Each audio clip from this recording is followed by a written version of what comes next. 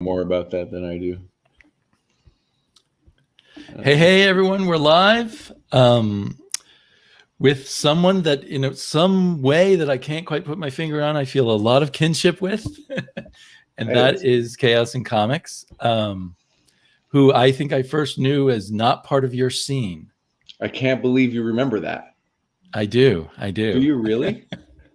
And did you have a podcast called Not Part of Your Scene also? Or... Oh, I guess we do. I guess I still call it that. Okay. You would mention a podcast, and I don't know if I ever found the podcast when I looked for it. Is it called Not Part of Your Scene? No.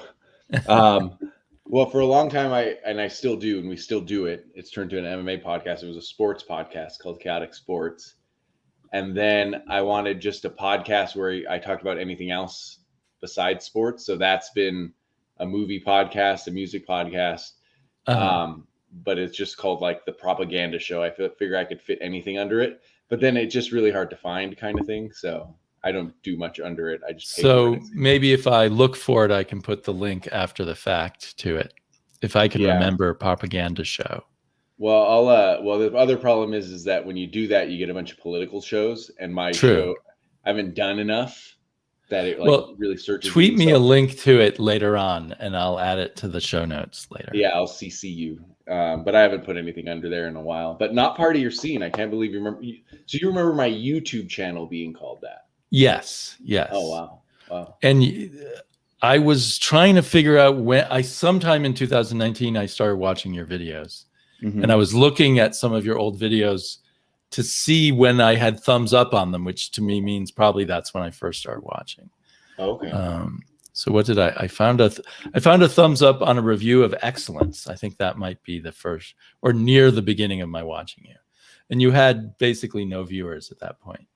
Yeah, except I noticed you had a lot of what was that guy's name? Really cool guy. And now I can't remember his name either. He stopped doing his show. He used to show a lot of statues and stuff. Anyway, I just can't remember his name right now. Oh, Centauri Stir Fry. It looked to me, as I was trying to find my history with watching you, it looked to me Centauri Stir Fry was there before me. Yeah. Well, the first shout out I ever got was from his name's Roger, but he has a new name. I think it's called what's the alley where Batman was killed? Crime Alley Comics. Crime Alley Comics. I don't know him. No, I don't know him. So he shouted me out, and that's how Centauri Stir Fry found me. And then that's basically how I found out there was a YouTube comic community, I think. I mean, when people started shouting me out, and I found like Travis and stuff like that. But originally this channel was just going to be like my records, which was what not part of your scene is a reference to like me not really having one favorite genre, and not really feeling part of any of them, right? So, yeah. But then it just turned to comics. So the comics took over. And is that because they've taken over your life, or just because there were other people you could talk to? I think it was that, because before YouTube, I was like almost exclusively a trade reader. And I even forgot comics came out on Wednesday. I remember like, I want to start buying them. I forgot they came out on Wednesday. I thought they came out on Tuesday. I remember that like even 3 years ago, because I just bought trades and I would pre-order trades, but then I would just show up to the store whenever I felt like it. And then when I had a kid, I just stopped thinking about math in my career. I figured like I just live and do what I'm doing now and build instead of just try to get smarter. And just went right into comics only because. You mean smarter about money? Yeah, like when you say you forgot about math. No, not for why. I never forgot about math. Just not like I stopped trying to build my knowledge base like outside of work and let it just happen in work, kind of thing. Oh, because your job is very mathematical. Yeah. And so you used to self-educate or pursue further education. Yeah, and then when I had a kid, I was like, well, I'm just gonna read comic books and have fun now, like when so. It does seem like having kids is one thing that sends a lot of people back to their love of comics. Yeah. And I think my very first video, I was showing things that I bought for my daughter in hopes she would like them. And I think, in fact, she did not like any of that at that point. Well, I saw some of I've watched some of your early videos. I think when you've referenced both your guys' names, right? And that's my son is he's probably like about a year younger. When you were doing videos when she must have been 4 or something like that, or 5. Yeah, I think she was 4, 3.5, 4 when I started. I can't remember for sure. Yeah. Those are entertaining videos too, because you're a you're a hardcover buyer at the time. So you just have these stack of hardcovers. And then like a lot of us do, we just let our kids sort of hang out and not, you know what I mean? Like there's a group of us that enjoy it and don't take it too seriously. And then, there's a group of people that are very serious about it, and both are good, Right. Yeah. But yeah, that was a funny video. I can't remember what exactly was funny about it, but yeah, she didn't really like any of the books that you kept showing her. That's what I remember. But but I got back into non-trade into floppies, I guess, through my iPad. Yeah. I got an iPad in 2010, whenever they first came out, and one of the big things I did on it was start reading comics. And then I realized, wait a minute, I'm paying too much and I don't really own these things. Yeah. And that led me back to the comic book store. That and the New 52's beginning. Yeah. The New 52 was an inspiring moment for you to start buying physical again. Yeah, I think it drew me back into physical in a big way. That's interesting. Plus, I guess I had more money. It hit at a time when my salary got higher, and so it was easier just to throw away money. I think I went through a period where like in the 10 years before that, where I didn't have that much money, and I was mostly getting comics from the library and that sort of thing. And I think you used to review comics you got from the library. Is that right? Or maybe I'm confusing you with someone else. No, I tried to. I mean, I kept buying comics, but then I'd go to the library and, I'd check them out. I have two comics in my car right now from the library. I check them out and I don't necessarily read them because I have a bunch of comics I haven't read just like sitting here. But you go to the library and you're like, oh, I'll grab this. So I have like Invisibles Volume 1. And I think Gideon Falls Volume 2, which I might own. I'm not even sure anymore. I love Volume 1 of Gideon Falls. And I see them in my car. I'm like, I'm probably just going to end up returning these and never really starting them. But, you go to the library, you get inspired. You're like, oh, man, This is cool. Yeah. Just grab anything cool, and then you don't really have time to read it. Yeah. But at least you haven't spent any money. Yeah, exactly. It's a low risk thing to do. But just before we came on, we were talking about how we're both buying way more comics than we can read. Yeah, it's a problem. And I today went on a walk and just ended up by the comic book store called Books with Pictures, which do you watch Jen? Jen, right? She Yeah. talks about that's her shop, and it's the uber diverse shop. But anyway, I went in there, wandered in, and I think I ended up spending $60. It's like with no plan to buy anything. With no plan. It's the indie shop, right? Like a lot of but it's not as indie as the even more indie shop is Floating World, which unfortunately isn't a short walk from my house. Okay. Or maybe fortunately. I mean, they do have like some things like this just laying about that I think local comic book artists dropped off. Yeah, that's really cool though. I haven't even looked in it yet. It was only $2, so I just bought it. And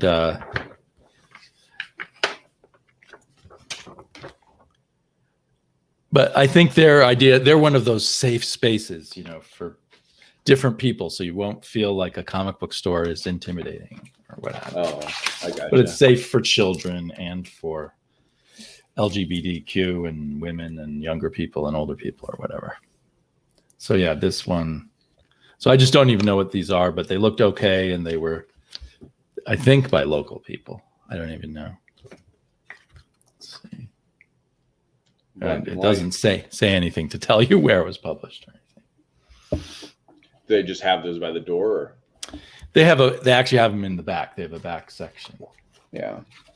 But it's nothing compared to what they have at Floating World. But then they have this. There's this writer, David Wolk, something Wolk, and they don't sell many back issues there, but they have his. They have a section of comics he recommends where he's written little notes on why you should read this comic. Not on the comic, right? That's no, it's on the bag. Oh wait, maybe it is on the comic. Look at that. Huh? I thought it was.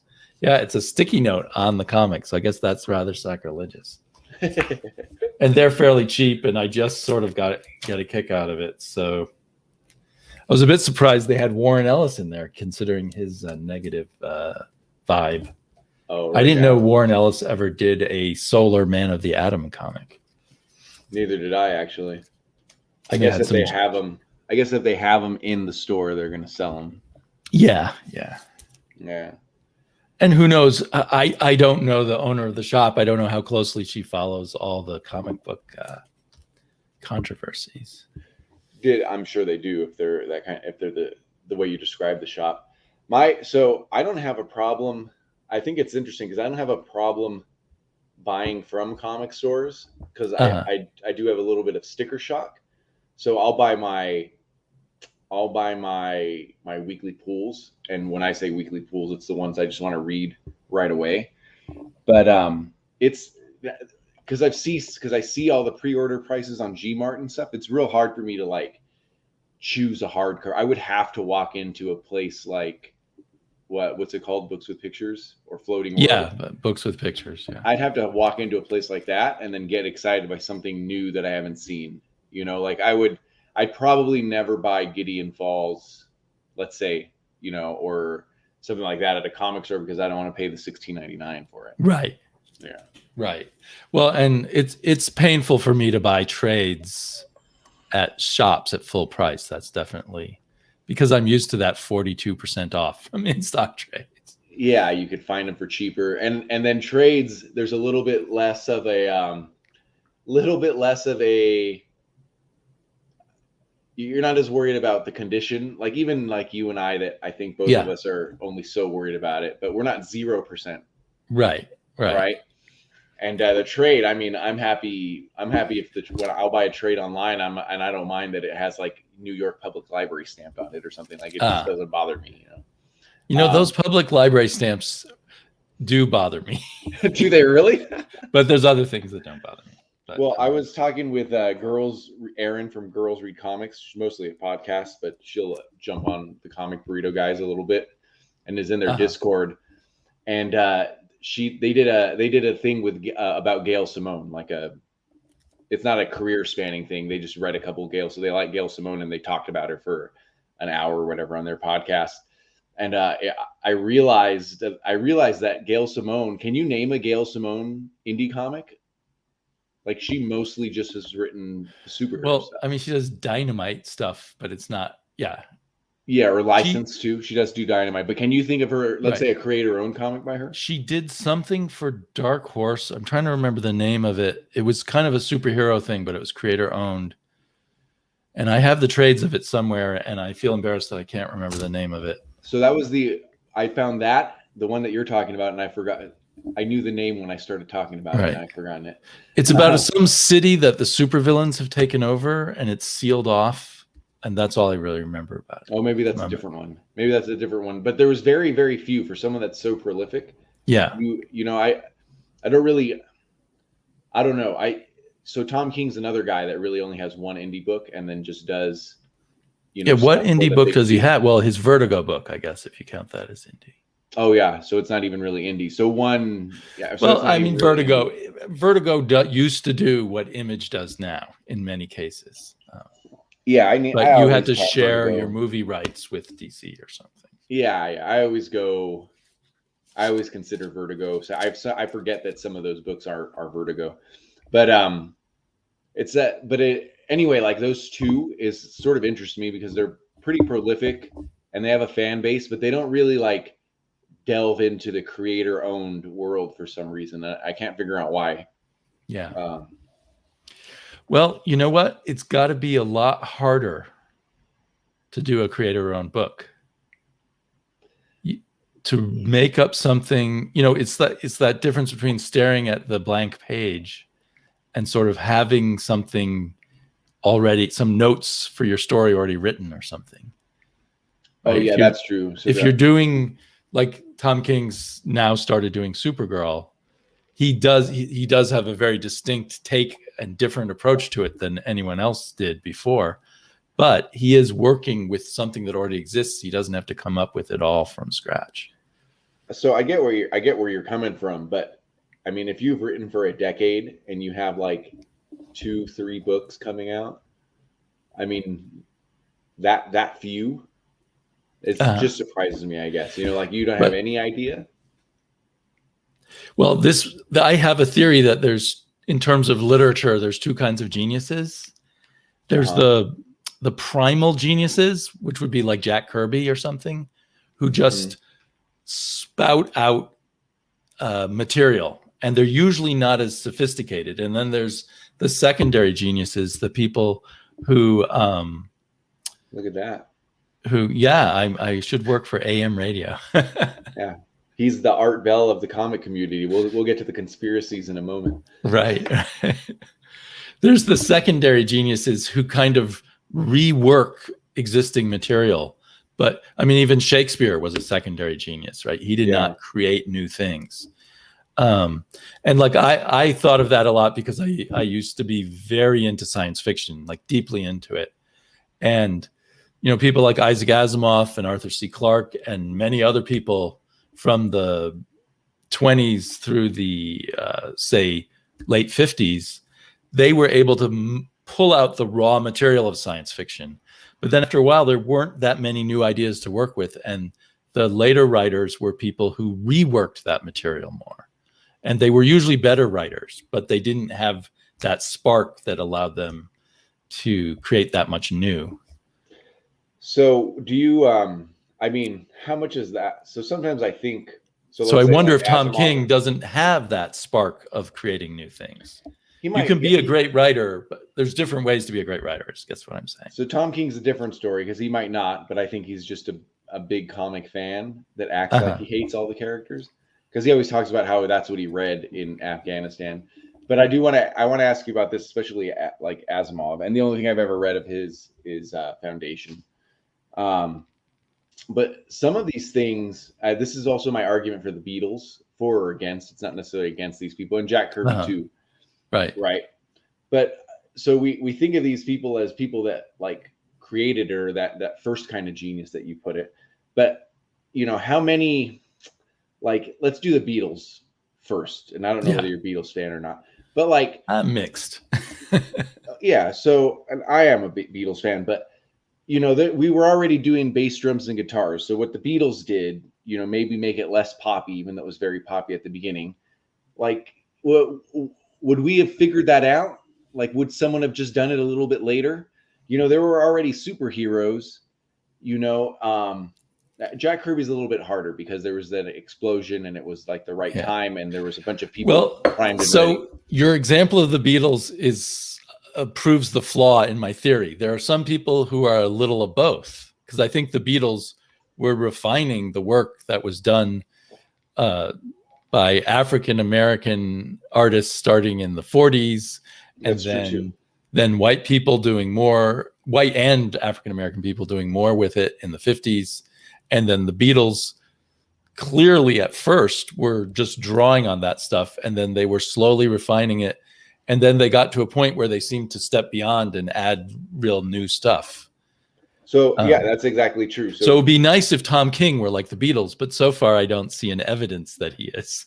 Yeah, well, and I would say Gail Simone definitely is not like the Beatles. And it's hard too because they're contemporary, right? But what about something when we're talking about like, what did Asimov do that was very original? Because there were people going to new planets and stuff before him. Okay, well, so there again, I might be a little bit off. I might be wrong about him being the primal source. I was thinking just in general, the writers of the in the United States, because in Britain it happened earlier, really. Yeah. The science fiction writers in the United States in the 30s and 40s created most of the raw material that science fiction has worked with ever since. So Asimov might be in the cusp of refining ideas and creating new ones. So like he took the idea of robots was very crude before him. Mm-hmm. And he built up the whole idea of robots and turned it into kind of a storytelling engine that it hadn't been before. Scott Connor here mentions the laws of robotics. And with the Foundation stories, there were some crude Galactic Empire stories, but his was the first one that really imagined it in a big kind of way. It's still a pretty crude writing compared to stuff that came later, but you just wouldn't have any. I mean, someone else may have come up with it, but he was a huge shaper in the way. I think endless people afterwards. I think you just said it though. So I think you could still do the primal energy, but I think those three examples I think those three examples that we just had. So Kirby, the Beatles, Asimov, and their little pathways.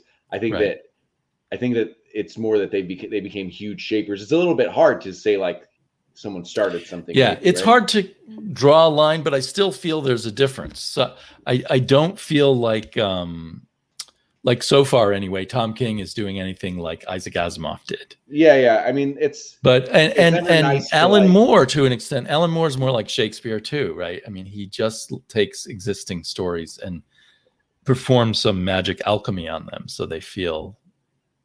Yeah, well, even they've been taken to a higher level. Even his non-Big Two kind of stuff was a throwback to especially like his his ABC comics were like a throwback. Almost, it was hard to sometimes tell whether they were ironic or they were like an homage to an earlier time, you know. Yeah, and they seemed to maybe be a little of both.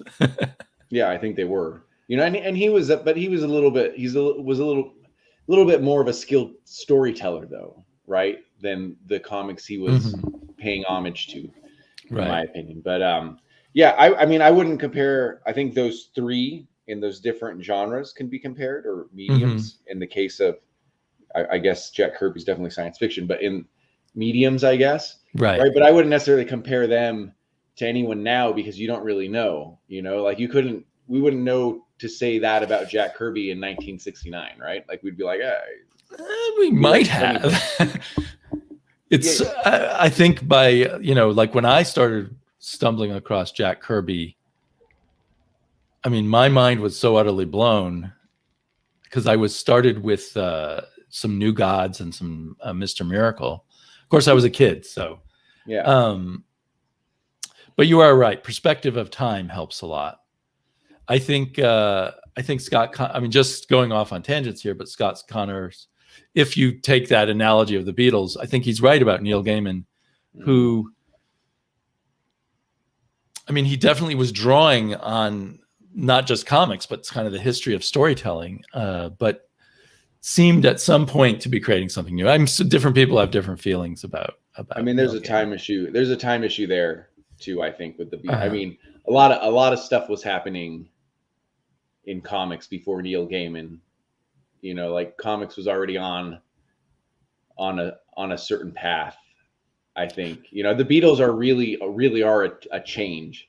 You know, you think they changed the direction of rock and roll and pop music? Well, would you the answer is no to this question. Would you consider the Beatles heavy metal? The answer is no. But if you ask Ozzy Osbourne what his influence are, he goes, just the Beatles. There's not another one. You know what I mean? And without Ozzy Osbourne's personality, then that heavier form of music takes a different path, at least. So they're shapers. Yeah. I guess we get. But if you listen to Tony Iommi or something, he would say we were trying to play the blues.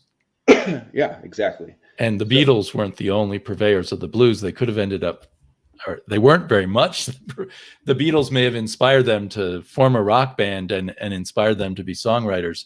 but they also were inspired by trying to play the blues, and that kind of turned into heavy metal.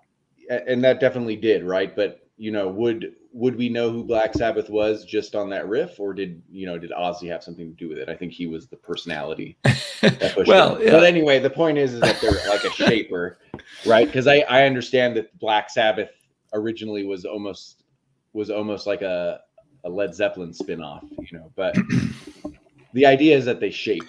Well, and they were probably getting their start before they heard Led Zeppelin albums, I'm guessing. When did the first Led Zeppelin album come out? 1969?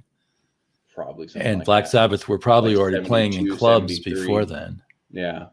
But that riff, when is that? Is that riff on that first album? I don't know. But I think the point is, what I don't know what it's called, like some kind of down tuning or some kind of that they now call the Devil's chords or something. I don't know. It's very, I mean, it's fun to talk about, and it's hard to know what the world of pop would be like without the Beatles, but I am a firm believer in the blues as being the root of all of that, and there definitely would have been a lot of interesting stuff without the Beatles. Yeah, but it would have been different, right? And I am also a firm believer in the blues being the beginning of that. But I mean, it's the same thing we did with Asimov, right? We started thinking of all the things that he was influenced by. Yeah. So Asimov might. I think I just want to lump most of the American pulp science fiction together as one lump. Mm-hmm. And by the 50s, they were already recycling it and in creative ways. Philip K. Dick or Kurt Vonnegut or other Fritz Leiber, other people like that were taking what had already been done in kind of a raw way and making it more sophisticated, the way Alan Moore was taking stuff and making it more sophisticated. Yeah. But even Stan Lee was taking old cliches about superheroes and already trying to make them a little more sophisticated. And that may be what he added. Jack Kirby had that pure creativity, but Stan Lee did maybe add a little bit of twist here, twist there, that made it all feel a little more fresh and exciting, I think. Yeah, well, he made it feel exciting too. Like he made people excited about it, I think is a good way to put Stan Lee also, right? Like the marketing. I mean, that's like well thought out or well realized now that he was the marketer of the group, even though he may have taken too much of the credit. Right. But I think he also introduced the stronger soap opera aspect. Okay. I don't think that's in Jack Kirby's personality to pursue soap opera. And that's probably why he got that idea from Steve Ditko. I don't know, because Steve Ditko was doing a lot of the plotting on Spider-Man. So that he may have got some of those ideas. We have Kaya fans here. Kaya Sands, sorry? Well, they're talking about Josh Homme and Kaya's a heavy band from Iomi. The group Caius. Caius fans. I thought you said there was someone named Caius Sands. Oh, so just funny. Bad hearing. I was probably mumbling. So something else something else I've been thinking about, as for whatever reason, it feels like this may have been a pandemic thing, right? But it feels like a lot more creators are getting interviewed on just any YouTube channel or podcast. Often ones with almost no viewers, which is kind of funny. Yeah, which is actually good. That makes me happy that they would do that, right?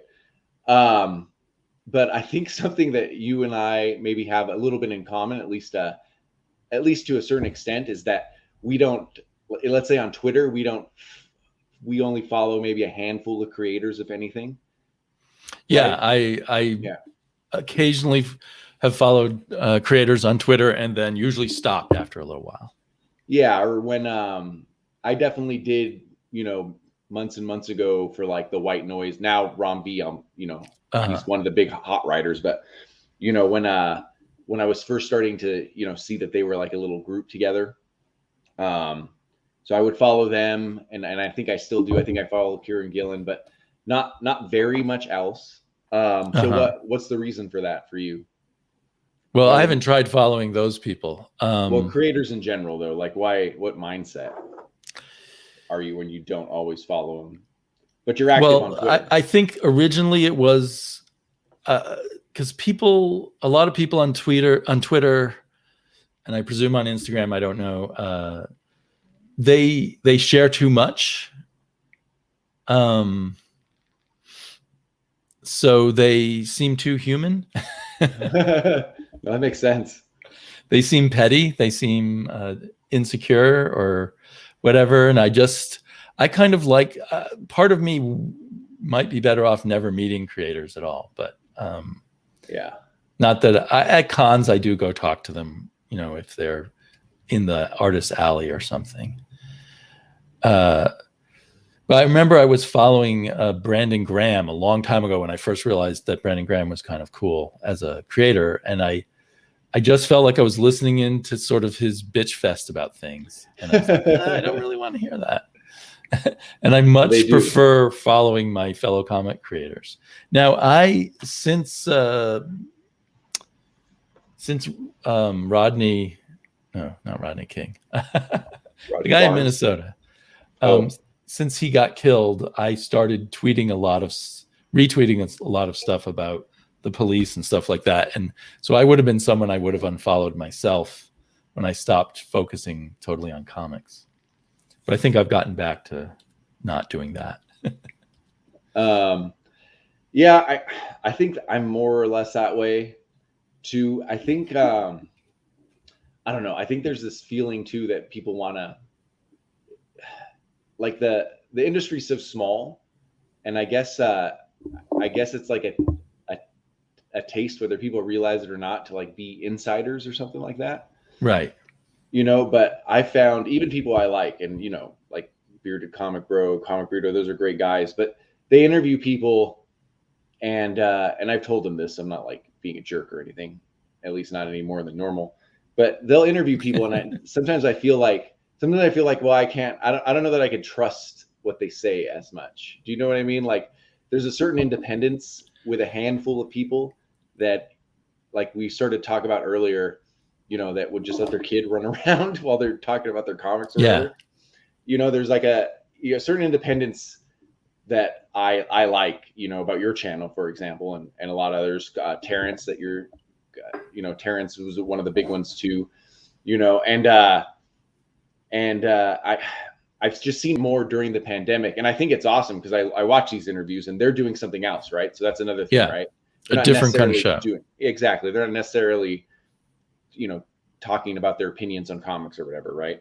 So, but I guess that's one of those things I thought of, and then a lot of these creators, like you said, most of them I agree with, but especially during the pandemic, I guess they have a voice, and it was good that they're telling people to mask up and stuff like that. There's another, and politically I agree with them, and definitely that's scientifically I agree with them. But there's a little bit like almost like this, not immaturity, but if like their job is to sit in their house and write, like it's a lot easier for them to be telling people this or to get in fights on Twitter about it. Do you know what I'm saying? Yeah. And I think that is a little bit of a touch of what you said, right? That you just hear them whine a little bit, and I think it made them too. I think when you said too human is right, because at the end of the day, like these are, like they're not my buddies or anything. You know what I mean? Like I'm here for what they create, and then let's move on. I'm also a customer, like I'm also buying it, So I don't know. I've been thinking about that lately, and I know that you had a. I don't want to say the same view, but like a similar that at least overlaps a little bit. Well, I really enjoy being able to just talk to fellow readers and express the reader's experience. Not that we all have the same experience, but just express it. And I think if I were friends with a ton of creators, that would become very hard for me. And that happens. Because you often hear people, oh, there's a new comic out by my friend so-and-so. My friend Mike Mignola has a comic book out. Just that name popped in my head. And they're not going to be the same level of honesty about it. At least most people aren't, and I probably won't. If it's a friend, I want to say nice things about them and help their career and stuff. And I have become friends with one colorist who I like a lot, and I like his coloring, but I still feel that every time I talk about his coloring, it's a little dicey. Well, that's the worst part, right? Like you go, and really the only comic I've ever really pounded on was Giant Size X-Men, right? And those creators aren't alive anymore. Chris Claremont isn't. Yeah, he didn't one write of the creators there, right? Yeah, but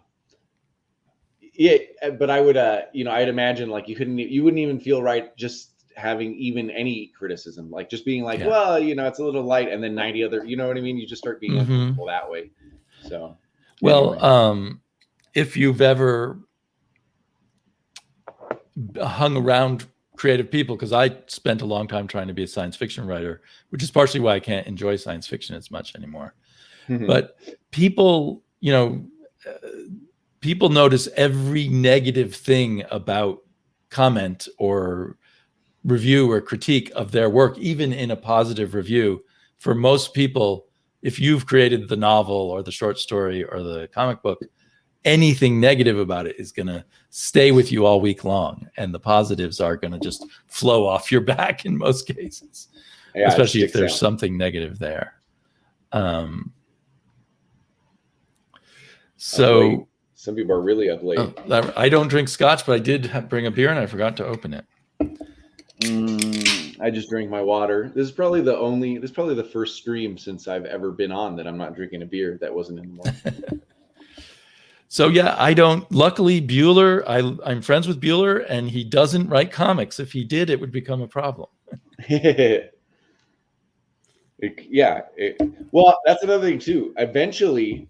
Eventually one of our friends here are going to write. Like I know Robbie, for example, he always talks about writing a comic. I mean, he really needs to, because his Kickstarter would sell in a second, right? He has a big enough following here. I know I would buy it. Yeah. But eventually we'll have the problem, and it'll become the other way around, right? One of these people in this chat is going to eventually write a comic, and hopefully it's good, and we don't have to worry about lying, because I'm just going to lie. I'm just going to say it's great. But so I won't know when you talk about it. Exactly. That's my problem. And if it happened a lot, if it happens a few times, that's fine. But if it was like half the comics you and I were talking about, then we would not be having the same conversation anymore. We would be like John Suntress on Word Balloon, if you've heard that podcast. Yeah, and that's a great podcast. He's friends with everybody, right? He can't say anything bad about anything. He's not on the side of the readers anymore. He's on the side of the creators, which is a fine side to be on, but it's just a different.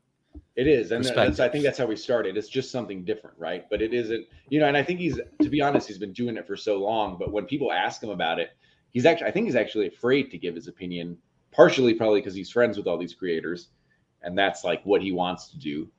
Another thing, I think his prior job before the pandemic, I mean, I think he's a radio guy. Yeah. You know what I mean? So his job was always just as a presenter anyway. So. And it affects your perspective anyway. If you're friends with people, you're gonna give their work more of a chance. When I was deeply involved with science fiction, I now realize, looking back, I was recommending novels by people to people who say, "Oh, you're really into science fiction. What's good to read?" I was recommending novels by my friends or by my acquaintances. Yeah. Or people who'd been nice to me.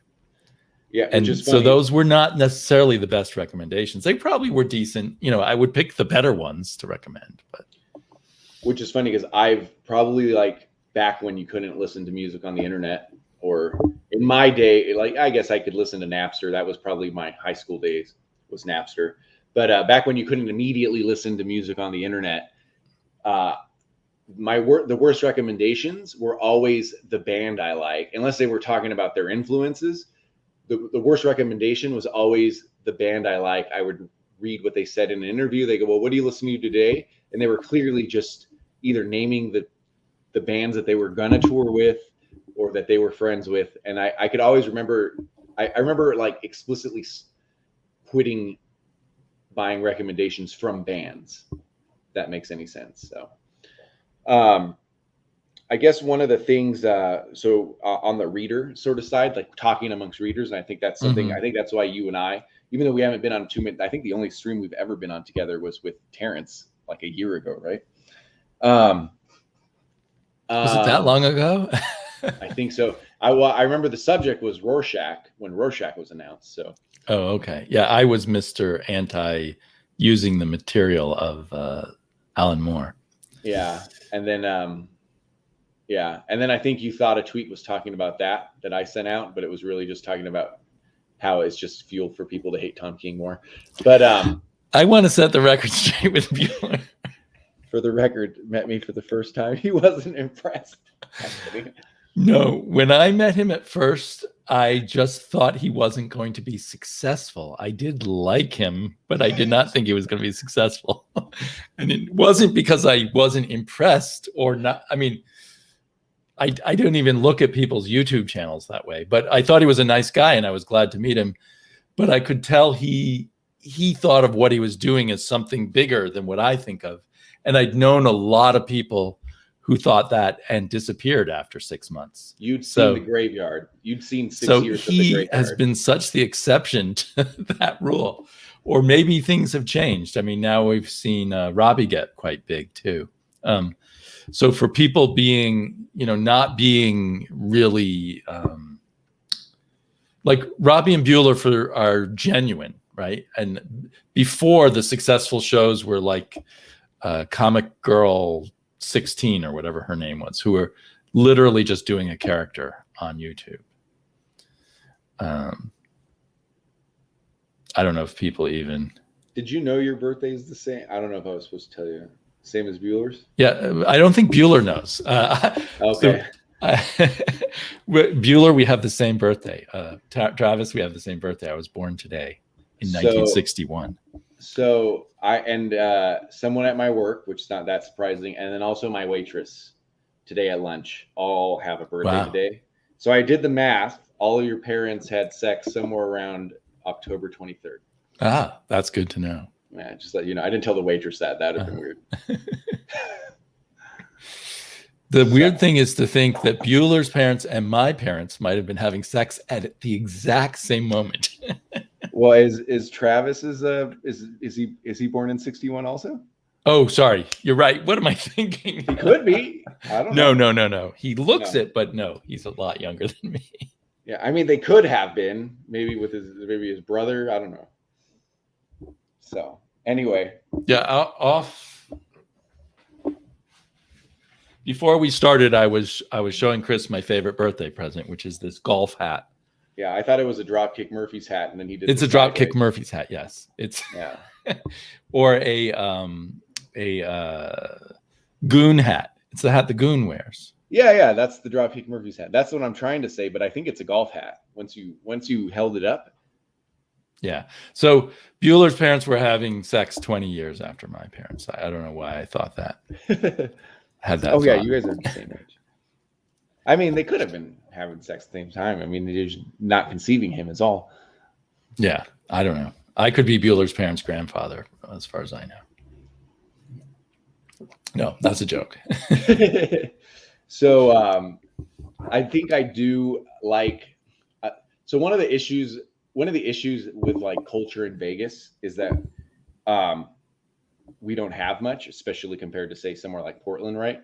I mean, we do have a culture, but like as far as artistic culture, the little we do have, like people are very protective and excited about it. But there's no, and this was a little bit more in Europe, and I haven't lived in a city with like cafes or anything. I'm from here in LA, so it's a very like they're both very impersonal cities. But I think that's one of the things maybe that I've desired, and if I lived longer in Europe, that was probably my only taste of it. Is sort of that cafe culture where you might sit somewhere and talk about the books that you're reading, or you might not necessarily that you do this in Portland or anything, but I think that's one of the things that made me like YouTube a lot more is that, there's these round tables and, basically I mean, some of them get too busy and sometimes they stop talking about comics, but that's fine. but there's that sort of like readership or kinship, that I had a little taste of in Poland when I lived there those couple years. But my Polish was very bad, and everyone spoke English there. But then you'd walk into this place and they'd see you, and then everyone has to switch to English. So there was other things that made it not feel that way. And YouTube's not exactly like that, of course. Right. But you get a little bit of taste of that, and that's something I like. Hard to find here for sure. Flogging Molly, that was the group's name we were trying to think of. Oh yeah, Flogging Molly's the other one. But So sorry, we're talking about the cafe culture in a way, you might say. Yeah, but Dropkick Murphys or Flogging Molly, what was first? I don't know. I'm more familiar with Flogging Molly than Dropkick Murphys. To me, they're contemporaries. But the Pogues is the one we originally were talking about. That's the Pogues Irish obviously came before. Unless there's another Irish punk maybe the Pogues are the Shapers, and there's some other Irish punk band we don't know about. I'm sure. Yeah. But yeah, so cafe. Well, certainly with music, a lot of times the important bands might be someone no one's ever heard of, right? But in comics, it seems less likely. Yeah. But so that cafe I never had that with comics in Portland, but I did have that with other things.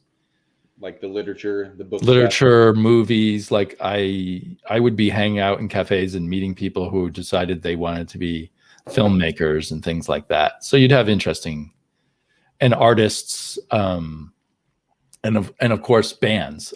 There was I moved here in 1991, and there was a huge, even though the grunge and other punky kind of bands here didn't become big like in Seattle, there was a huge thing going on. So every other person I knew was in a band during that period. Yeah. I don't know why I've been to 2,000 shows. In fact, I stopped going to shows because of the pandemic, and now I had another kid, right? So I don't know if I'm gonna be able to restart back up. But I've also, even though I drink and whatever, I've also had the band's culture kind of thing, the way that they lived never appealed to me. Like I always had this chip on my shoulder, and I'm always worried I'm about to fail. Right. And that band culture is basically like, I lived that as a kid, basically, with my dad, and my dad didn't play in this room, but where we would go would be everyone like doing drugs and playing, in their band, whatever. So your dad was a hippie or a slacker? I'm not sure what generation. No. I mean, my dad, worked hard and drove a forklift, but like the world he lived in, right, was not a very, where we would go, his friends or whatever, right? Or you're just saying they were partiers. Yeah, they were definitely partiers. But as like a 8-year-old or 10-year-old or 11-year-old, you start to hate that, right? Right. And so even though I'm like a big music fan, and that would have probably been, so what I'm trying to get to is that should have been my world, right? Where I had not necessarily the cafe culture, it would be more like the rock club culture. But like I was pretty adamantly a sort of like we talked about comics, right? Like not wanting to know those people very much, but loving their music and buying their stuff. You know what I mean? When I can afford it. So. Yeah. So I had the reverse childhood of you. My father was a college professor and wanted to be even more like a college professor than real college professors are, smoking a pipe and not letting me play football and basketball and stuff. Did he have a plaid vest? Did he have no, but he had tweed jackets with that's what I meant, elbows. And he luckily didn't make me play golf, but he made me play tennis, and he wanted me to grow up to be a college professor. I'm always upset. People say I sound like a college professor when they're not saying I sound like an AM DJ, and I can't help it. But we did grow up very opposite. So throughout my 20s and part of the way through my 30s, I lived like a slacker. So, not heavy into drinking and drugs or anything, but with a lot of people who were either just slacking about or were trying to do creative things. But, usually not succeeding. Yeah, I mean that happens in the creative side, right? So at times, like I moved to Portland, and then the movie Slacker came out, and I said, "Oh, now I have a name for what I am." Yeah, I mean, I guess there's a part of me that thinks that I did live that, because I could remember living before I got married. I can remember just living with my friends, and we would watch a lot of ESPN news, which was basically the same scores every half an hour. It was like their feed sort of kind of thing. Like Mhm. nothing interesting happened on it. It was just highlights for half an hour, and then they would just repeat. So when you said that, I'm like, well, I did my fair share of just sitting on the couch, not doing much with my life. I guess now that you're saying that, I'm pretty sure that I'd probably still be a loser if I didn't get married. I think my wife probably kicked me in the butt. So yeah, the undertones. I suppose my wife has some fault in me not being a slacker anymore. But this is totally off base, but my daughter made a new friend at her new school, and we had her over for the birthday party. And when her father came to pick her up, he had on these pants that were just spattered in paint, so they looked like a abstract expressionist pair of pants. And I said, "Oh, are you a painter?" And he said, "Yeah." And he makes his living from painting. And I wanted to start talking to him about art, but I realized my house no longer looks like someone artistic lives here. Like it's all the decorations my wife has chosen. If I had met him 20 years before, there would have been sketches of naked women on my walls and all kinds of other weird art that my housemates had made and stuff. But I had no evidence around me anymore that I was one of the artistic people. Now you're just a suburban father. Yeah, and most fathers aren't like that. He was the first time I met a father who reminded me of my old slacker days. Are you sure he wasn't just like a house painter? He said that he does murals and gallery art. Okay. My suspicion is he's supported by his wife, but still he's doing it. Yeah, well, it helps if you're a creative, but then your wife has a good job. Yes, that does help. Snoozy. I'm snoozy and you're chaos. Yeah, that's funny. So you started your channel, and at first you were being eclectic, and then slowly you started doing more and more comics. Mm-hmm. Was there a conscious point of just switching to comics, or just took over and you just noticed one day, hey, I'm a comics channel, and changed your name? Yeah, I changed my name for that reason, because it became a comics channel. But it's so there are exceptions, like the hard workers like Travis and that hard workers that also put out good content, and they get a pretty big channel. But except for Comics Explained, maybe a couple other ones, like there's very few comics channels that are as big as some huge YouTube channels. Right. And I find that the community, because I used to just do the sports podcast with a couple of friends, and then we switched over to YouTube. Mm-hmm. But I find that in the comic community, you can get those, hundreds of subscribers pretty quickly, where it's a little bit harder in something that isn't a community, like say, me doing exactly this, except talking about sports, right? Right. Which I found, I mean, part of it is that we're also half-assing it, like I do my comic channel, but I theoretically have more people on the channel. It's just not me, right? And that's a lot harder to get traction, because if you think about it, we're talking about, let's say, MMA, or we're talking about football or something like that, and worst case scenario, and I don't consider the comic community competing, but worst case scenario, you're competing against a big channel like Bueller, or a big review channel, let's say, that we more do, let's say like Robbie. But if you're doing a sports channel, you're like competing against ESPN, or if you're talking about like, and that's millions and millions in a worldwide brand, right? Or if you're talking about MMA, let's say, MMA has gotten to the point where there's a bunch of retired fighters now with names that didn't make any money, right? Because it was right. It was a minor sport back then. Yeah. And all of them are on YouTube. There's probably I bet you there's as many MMA podcasts done by fighters as there are basketball podcasts, right? And basketball is Wow. probably still 50 times bigger than the UFC. So anyway, it's a lot harder to get traction, but then the ceiling's much higher, right? So right. But is there a fan community that just wants to talk to each other in sports? no, I don't know. I haven't found it. Maybe part of it Everyone's is, I mean, I don't know about MMA, but most sports you can just find those people at work or at a bar. Yeah. That's the So other you thing. don't need to go on YouTube to find people to talk about it. Well, that's a different thing, and I'm literally doing it with people that I talk to at bars. At my, there's some of them moved away, but they're my actual friends. You know what I mean? Like we know each other, kind of thing. Yeah. But I don't know what got me on that. But like, depending what you're doing, like the comic community is a little bit different though, because you can get some early traction, and it's also a community. And other than that, like BookTube, but that's very similar. Right. So you it's sort of like its nature is to be a community. Yeah. Well, and there's that excitement of finding other people who've had similar thoughts and experiences to you when you hadn't met a lot of people. So I think a lot of people, the first year or two of discovering the comic book YouTube community, are kind of giddy. They are. And then you kind of calm down about it. But, it's like, oh, it's a love fest.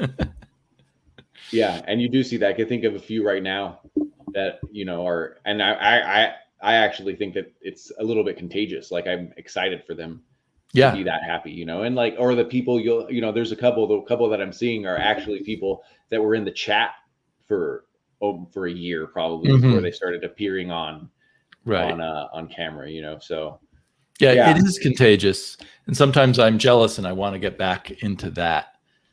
But the other thing is I realize after all the time that the community keeps rolling forward and I'm not going to be as big a part of the new section of the community, even though that's the biggest part, because as time goes by, it whittles down. Yeah. And really, how much of it could you really interact I can't with? be friends with everybody is, I guess, what I'm saying in a way. Yeah. And I still have my friends like a Comic Crack right here from 8 years ago or 9 years ago. A lot of people have disappeared, but there's still Bueller's all out of love. Bueller's done. Bueller's gonna go off and form a new community somehow about living in vans or something. Actually, I think that's a YouTube community that already exists, perhaps. It is. Have you watched Nomadland? That's a little different than what. No, I've seen that name. Is that streaming somewhere, or is that a YouTube channel? No. So it's on Hulu. It's probably on Hulu.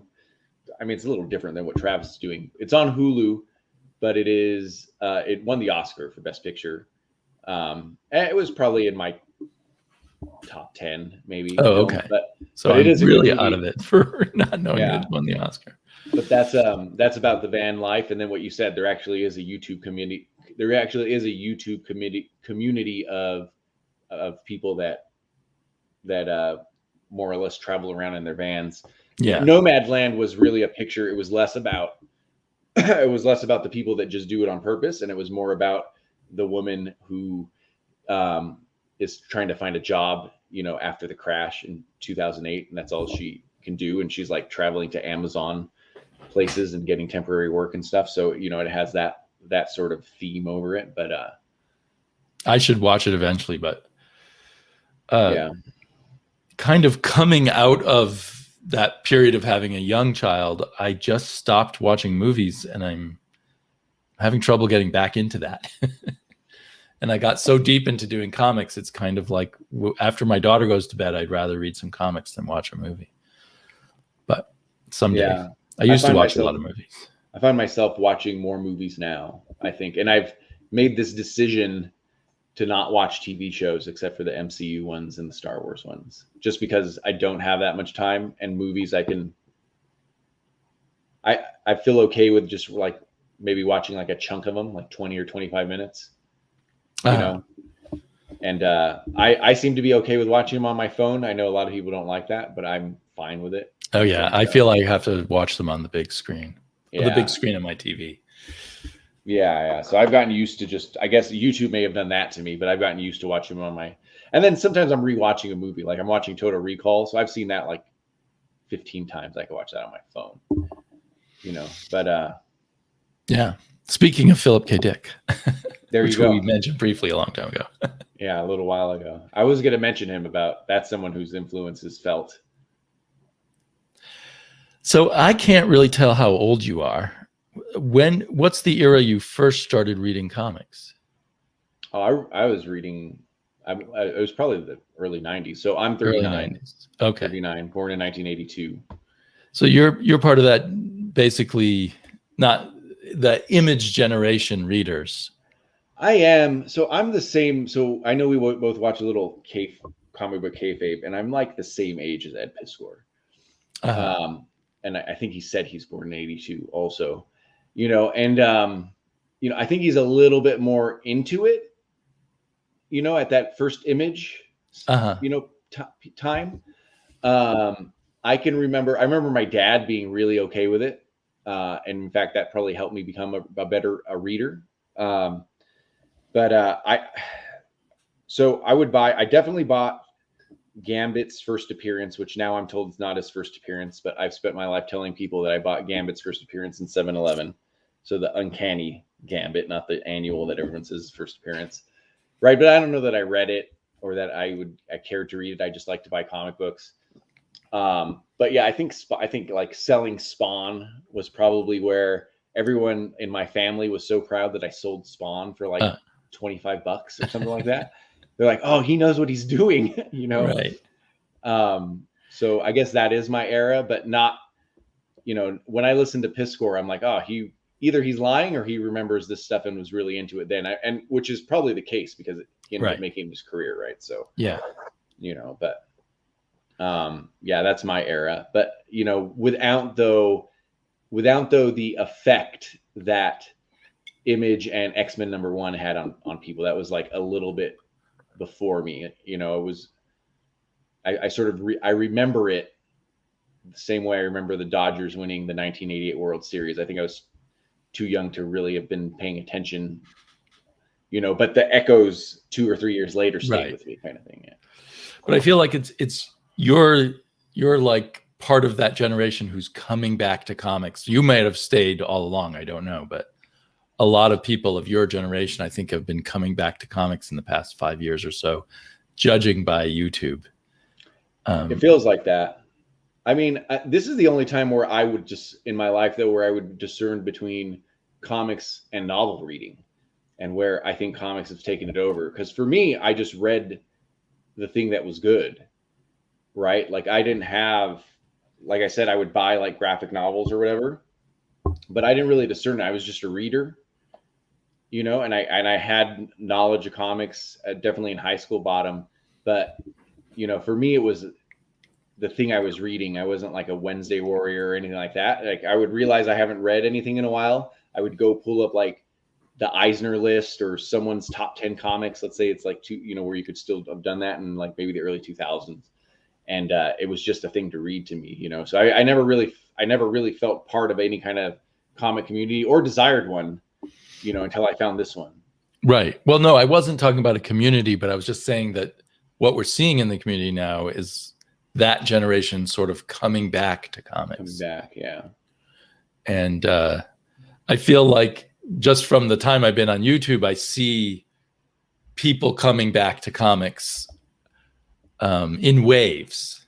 And like, so I feel like that's the current wave. And I don't know how many people then keep going. Like a whole bunch of people came back to comics when the New 52 started. And I think they were more a mid-'80s wave of people who first read comics in the mid-'80s as kids and said, hey, New 52, I'll go back to the comic book store. That's all gross overgeneralization. But yeah, well, it does feel like, everyone, though, it feels like all of us sort of stopped a while doesn't it? Everyone goes through phases where they stop, sure. Or almost Yeah. everyone. I mean, I know a few people who never stopped, like Sam's Tangled Web. Sam But never stopped. Hope as far servers. as I know, Sam never stopped. So I feel like I never stopped either, Uh, but it wasn't until the last 3 years that it became a super focus, like where comics started just growing exponentially in my house. But yeah, I never stopped. I would hear, Remender's X-Force is good, and I would jump on it or something. You know what I see. mean? Okay. Yeah. Well, I was kind of like that throughout the 2000s. I think I stopped I definitely stopped in the mid 70s when I turned 16 and thought I wanted to spend my money on dating girls, even though that wasn't very successful at the time. Oh, they don't like comics? They didn't like Aerosmith. That was my problem. There you go. So what other stuff were you reading in the 90s? We have that question about your reading habits. So this is actually an interesting question too, because so it's funny. I guess I was reading a lot of comics in the 90s. So that's also around the time my parents divorced. And when I look at it now, I could tell that, I was probably like the problem. I was like a teenager when they did. And so like stepmom and everyone's trying to relate to me. And the comics that I like now were literally comics that they would also buy. And then I would read them. So my stepmom liked Lady Death and Witchblade. And she bought that. Wow, that's surprising. Yeah. Well, I guess, when you read them, though, they're not, the covers are what you're thinking, but when you read them, they're really I not, haven't read them. Yeah. My dad bought Evil Ernie, and that just looked like the kind of thing he would buy, right? Like, so your dad and stepmom were very 90s in their reading habits. Well, let's go to the comic store. Let's buy, you know what I mean? It was probably more like to appease me. And then my sisters bought She, right? So they had a bunch of She comics. And so when I see those in dollar bins, I grab them. I've never even heard of that one. She, Bill Tucci, SSHI. Oh, you know She for sure if you saw the pictures. Really? Oh, okay. Yeah, there's no way that. And then my other sister bought something else that I can't remember, but another one of the girl books. So, so I bought all those, and then whenever there's a big advance would pull me in. Definitely Age of Apocalypse. I had a friend collecting all those, so I would read. And it was back in the days when other people would read comics and you would read theirs because you couldn't afford them all, right? So. I thought maybe Terrence was asking what non-comic stuff you read, because you said you read novels or other things equally. Oh, in the 90s? Jeez, that's hard for me to remember what I was reading in the 90s and what I was reading here. I've always been a sci-fi guy. So we're talking about you like ages 10 through 16 or something like that, I assume. But yeah, 82, so that'd be 92 to 2002. And so you were probably reading whatever sci-fi happened to catch your attention. Or... Yeah, I mean, I think one of the funny things about people born in the early 80s is that, or at least I was the oldest kid, right? Is that, I guess if you had an older brother, is different, is that we weren't huge Star Wars fans because our like childhood is like in the dead period of Star Wars. Does that make sense? Right. No, that makes sense. Yeah. So, I don't know why I thought of this, but I don't remember liking, and I don't know how you feel about Star Wars being like a highbrow sci-fi guy, right? I'm not that highbrow. Yeah. I was 14 or 15 when Star Wars came out, and that was perfect. Yeah, that's a great age for it. Well, I was 17 or 18 when the prequels came out. Right? That was sad. Huh? That was sad, even if you weren't that age. But at that age, I assume you're quite cynical about. Yeah, I didn't hate them. I still don't hate them. When I watch them now, I can sort of see why people dislike them, kind of thing, But at the time, those years, I didn't hate them. Phantom Menace, I didn't hate it. I sort of now when I look at it, I think, oh man, that was real like a kid's movie. But I could definitely see how they were not that good. But I'm the guy though that doesn't think that the original Star Wars movies are that good. Right. I didn't have like the glaze or excitement that you did as a 15-year-old, right? So when especially because there were other good science fiction movies to watch by the time you were a kid. That's true. I had Total Recall, and someone there had 3 boobs. So how's that going to compare to Star Wars if you didn't grow up with Star Wars, right? Right. I mean, before Star Wars, the best you had was Star Trek, I guess. Not as a movie, but as a TV show you saw in yeah. reruns. And I was always a bigger Star Trek fan because that Star Trek Next Generation had started, right? So, I'm like a 10-year-old. How is this? Yeah. Now this is pod racing.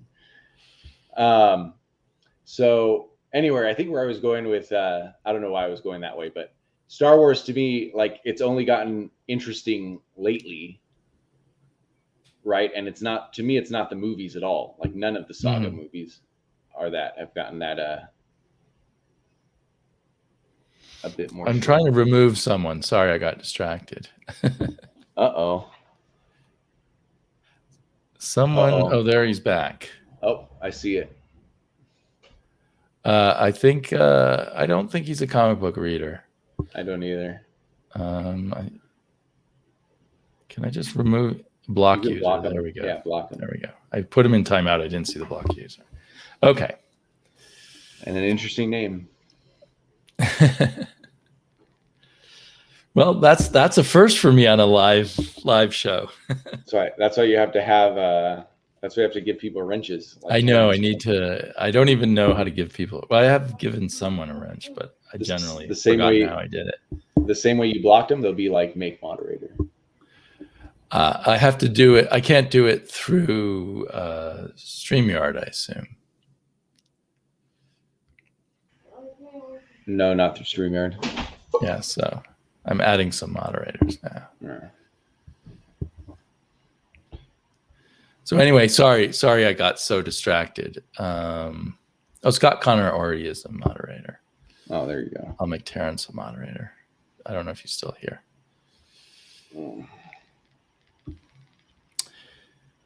So anyway, I would totally understand not being into Star Wars, and my love of Star Wars has not lasted.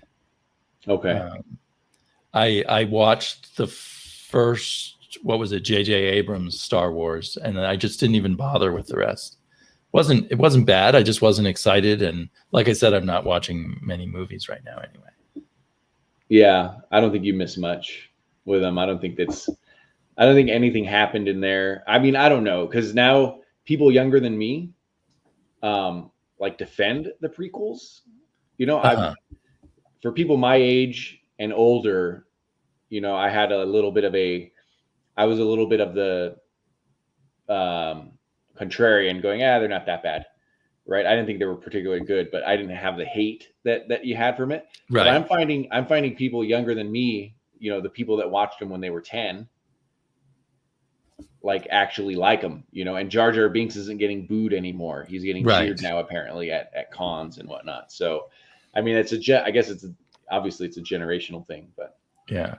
Well, I know a lot of parents who, since I was an older parent, a lot of the parents I knew were 10 or 12 years younger than me, just couldn't wait till their kids were old enough to understand Star Wars. It was like the first thing they wanted to show their kids. Yeah, I just don't care enough about it that much. And my daughter did not like it at all when she finally saw it at one of our friends' birthday parties. What did you not try to push on your daughter, but what does your daughter end up liking? Because I definitely am pushing Star Wars on my son, and he likes it, like he's interested in it, but he's just a little young. What did I push on my daughter? I'm trying to think. A lot of it did not work. And so now I've kind of blanked it out. Squirrel Girl? No, she likes Squirrel Girl. So we read a lot of comics together. And I would say she learned how to read early because she was reading over my shoulder on an iPad where there would just be a few words on the screen at a time. So although the thing that got her into comics was the Tiny Titans. The Tiny Titans. Yes. I don't know if you're familiar with that. Is it the kids version of the Titans? Oh, is it like an adventure it's a comic where most of the DC characters go to this elementary school called Sidekick Elementary. And it's called Tiny Titans, but it includes everybody, just about. There's a few adult superheroes like Superman and Batman, but the rest. Was it a cartoon too, or was it just a comic? Just a comic. Okay. And you probably still can get trades of it. I read it digitally with her mostly. And there's usually like just 2 words per panel or something. Okay. We'll see how that works. By Art Balthazar. I don't know if you've heard that name. He's now does other kids' comics. Oh, I think I've heard you say his name. Yeah. Yeah. So it was kind of like Peanuts. It was almost like Peanuts with the DC characters. So it was a very simple, easy way for her to get into the characters. So I think she's more of a DC fan than Marvel because of that. But Squirrel Girl, when she was older, like 9 or 10, was a great way to get into Marvel comics because it's just endless Marvel trivia coming in, but filtered through this kind of, we're all just having fun here and it's not serious. No one's really going to get hurt or anything. Yeah, I'm pretty terrified that my son is going to want to play tennis, listen to EDM, and read only manga. What if he won't even read manga? Maybe he'll only read, oh God, this guy's back in a different disguise. Maybe he'll only read, James Joyce or something. Well, then that's good. If he's reading James Joyce at 10, I'm Did you block him or did you? I just blocked him again. I guess he was under a different name. That's so weird. Yeah. Huh. Yeah. Well, he's spending a lot of time or having different identities and coming back. Yeah. Or it's just a bot. Do people make spam bots for? Oh, there he is again. Yeah, it's probably he says those so quick. It's probably a bot. There's that bot going around now where they ask you to stand up and show your entire T-shirt. I really don't know what that bot's trying to do, but I've seen that. Oh, really? Yeah. So it'll ask you, that's a really cool shirt you have. Could you stand up straight and show your entire T-shirt? And so at first I thought that they were serious to whoever they were asking, and then I just started seeing anywhere. So what's wrong? Oh, Jack Yo likes tennis. Tennis is okay. Tennis is a fine sport, but all sports are fine. But my dad didn't want me to play other sports. He wanted me to play tennis. That's a problem. I never get into tennis. And in high school, when we played tennis, it was right next to the street where people would drive. And so just being the kids we just hit tennis balls at cars. Which was something that really annoyed me. Something would really annoy me today, but that's what we would do. Tennis is a useful sport as you grow up and you don't have time to join teams. You can just say, "Hey, let's go hit some balls on the tennis court." With just one person you've met who also plays tennis. Yeah, I think the problem with tennis too is I'm unpracticed. I want to hear about this K-pop thing in a second. Is that I'm unpracticed? Or Bueller had to drink kombucha at my house. Talk about snooty drinks. Well, it used to be snooty. Now you can buy it. Whenever I'll drink kombucha too, and someone will be like, "That's." I buy it at Safeway. Yeah, at Safeway, I go, listen, maybe like 4 years ago, but I mean, you could buy it at the grocery store now for $3. So it's not anymore. What's the K-pop thing? Your daughter is a big BTS fan.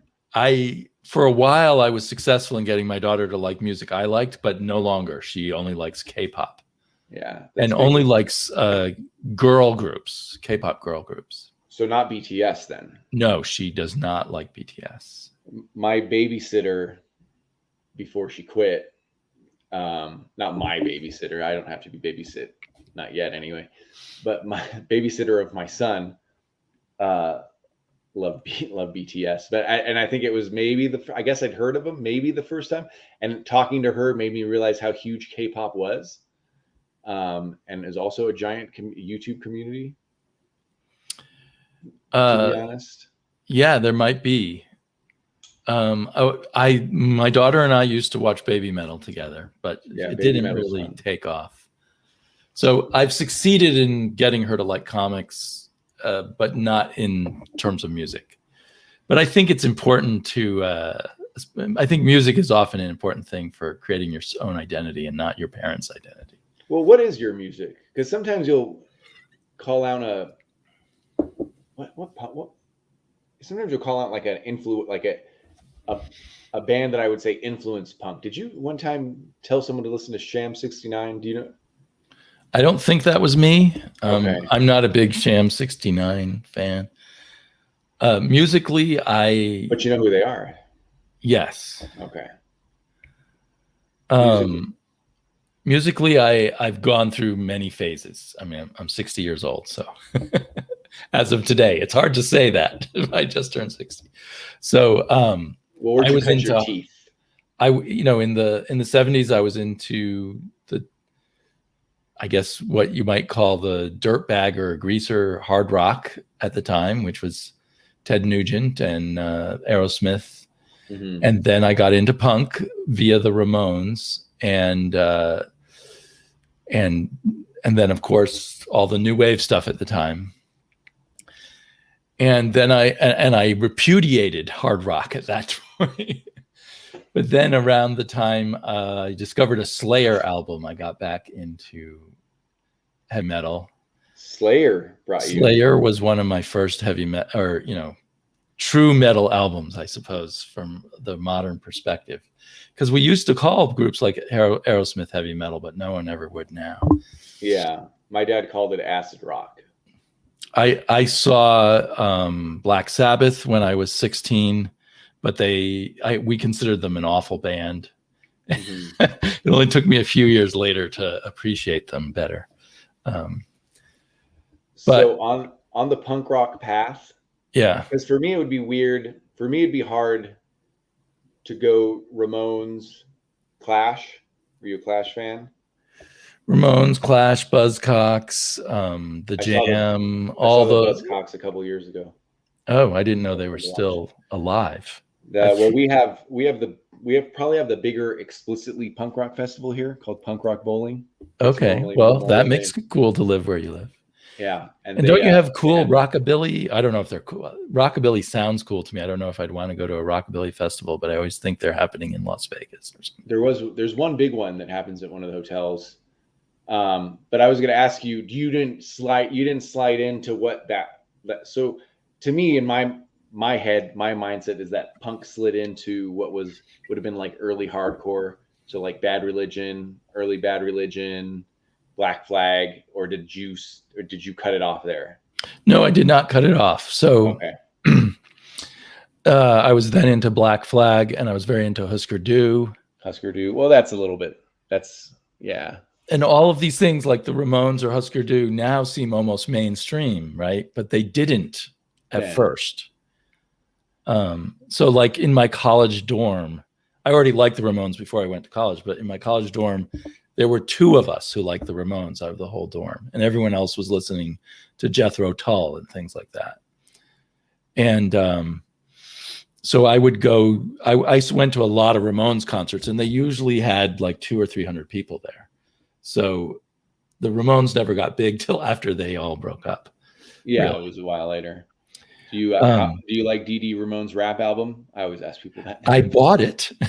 I have it. Yeah. I don't have it anymore, though. I don't know what I did with it. I didn't listen to it too much. I have it somewhere. So Ramones. I saw Grandmaster Flash and the Furious Five right before they ended. And I thought, oh, this rap thing will last 2 more years and then be gone. Oh, well. So basically, I was very wrong about them like you were wrong about Bueller's channel. Yes, exactly. Bueller is like Grandmaster Flash, or Bueller's like rap. Yeah. Bueller, the Grandmaster Flash of the comic community. But you did listen to the early hardcore stuff then, like Black, because Husker Du I consider Husker Du like maybe like more melodic Ramones or something. But did you like listen to Black Flag, Bad Religion?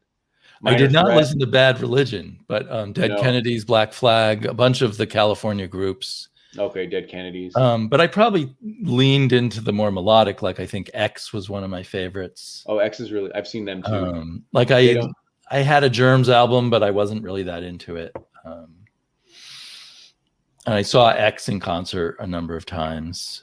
But they were kind of critics' darlings, so people knew who they were even more than the Ramones in a weird way. Yeah, they were that. Well, especially in LA. I mean, not that I lived this, but when you read about that time in LA, the X definitely were the critics' darlings. Like, I did go to a GBH concert at some point. oh, there we go, GBH. Grandmaster Bueller So, and the Furious Three, me, Sam, and Bob. there you go. I never saw the Germs, but I doubt very many people saw them in real life. See, Werewolf by Lunchtime is more. That's a little bit. It's like. I miss the Pixies. I was living in Boston, and I would see the name Pixies in the news. Like I would get the free newspaper, and what band should I see tonight? And I would see the Pixies and I'd say, that sounds like really wimpy pop music. I'll go see this other band with a cool name. Yeah, well, you could have gone and saw Sonic Youth because they had a cool name and they were good. I did see Sonic Youth, but not till kind of. They were a New York thing, and they were already fairly well known by the time I saw that. I saw Beck around the time of his first album. I don't know. This is going. Yeah. I'm just thinking of people I saw, and then they became more famous. But yeah, Beck would have been a newer though. You'd have seen him. Oh yeah, I saw him in the '90s sometime, late '90s. That's another. Beck is a little bit like X was the way LA treated him. I think, like a very darling. I don't know if the. So by the way, I wanted to say about X. When I saw X, they didn't sing. What's their one big song? Nausea. No. The one about it's about date rape actually, but they stopped doing that song. They stopped. I don't know which one that is. Huh. I feel bad that I don't remember it. Like Polly Hitch, something like that. Oh, Hit and Run Pauline. Johnny Hit and Run Pauline. Yeah. I never thought about what that was about. You never thought about that? So they stopped playing that because that's the chorus, and they didn't want. And this is like some comeback concert or something. I can't remember. Maybe it was at Punk Rock Bowling. I can't remember. We don't play that song anymore because we don't want people coming up and like just singing that to us, because it's the one line that everyone knows, kind of thing. So I never thought about that. Did they have Billy Zoom with them? Because I refuse to see X without Billy Zoom. I can't remember. It was if it was Punk Rock Bowling, it was the late night show. So okay, I can hear my baby crying. Oh, okay. Well, thanks for joining me. We could probably talk forever, so we'll have to do it again sometime. Yeah, definitely. That hour and a half passed really quick. So yeah, we didn't get to anything I was going to ask you about. We should have. We didn't. Well, no, we did talk about the beginnings of your channel at least. But. Oh yeah. So. Yeah. Okay. Well, good luck with the baby. Yeah. Get some coffee, I guess. Yeah, we'll see how long. I seem to be the one that can put him to sleep in the middle of the night. So. Dad's superpower. Like that. Yeah. Okay. This is great. Thank you, Chris. Good night, everyone. We'll definitely do it again. Thanks everyone in the chat. Yeah, great set of chatters. Hasta